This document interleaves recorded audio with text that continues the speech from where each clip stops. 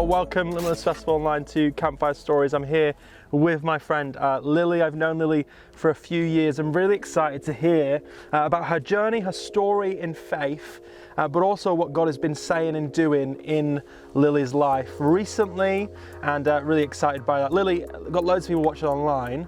Why don't you tell everyone how long you've been a Christian for, but there may be people watching online that maybe don't know what being a Christian is. So what is being a Christian to you also?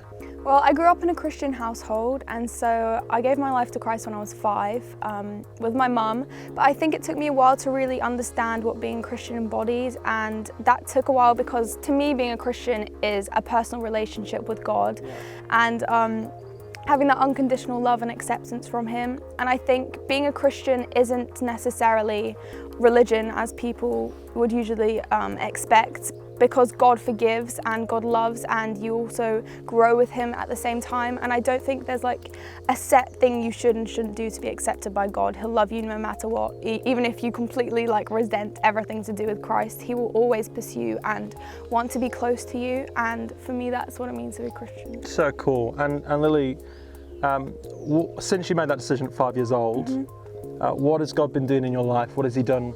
To me, being a Christian is kind of having a security in the unexpected. I think my family, we have moved across the world to New Zealand 4 times now, there and back, and it's really having God by our side. So no, it's definitely not been ordinary, but I think that's the amazing thing with Christ, is there is always a bigger plan.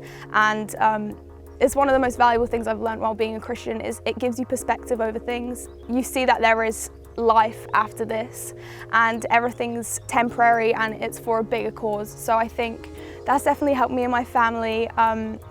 God's been there through ups and downs in my life. Parts have been really hard, moving away from people I've been really close with. I've actually understood God's there with me through everything, and my life's been crazy because I've moved. I think I've been to 10 different schools now. Wow. But the one consistent thing in my life has been God, and I think that's something that never is shaken and never goes away, because it is an indestructible bond that you keep with somebody. So yeah. 10 different schools. Yes. How has God helped you through the last year, especially with everything that's gone on with this lockdown and GCSEs and everything like that being completely changed? What's it all been like? I think the biggest thing that helped me actually was when I still lived in New Zealand, I came to Rediscover Church for the youth, and I came for the Sunday, and I think that impacted me because I knew I had a family to come back to. Even though everything was kind of disturbed and I was at a very vulnerable place in my life, moving countries, I had a secure family and I had a secure relationship with God. And I think that helps you so much, being surrounded by Christian friends, because it inspires me to kind of push into my relationship with God.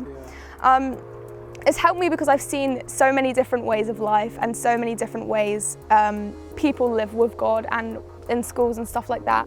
And it kind of like secures the fact for me that you have to live life in your own way, you know, depending on yourself. You can't live life to kind of please the cultures around you or please the people you're with. You have to do it to like please yourself and please God. And I think I've really like discovered that moving around, like it is just like your own, you have to find your own way to do things. Yeah. So good.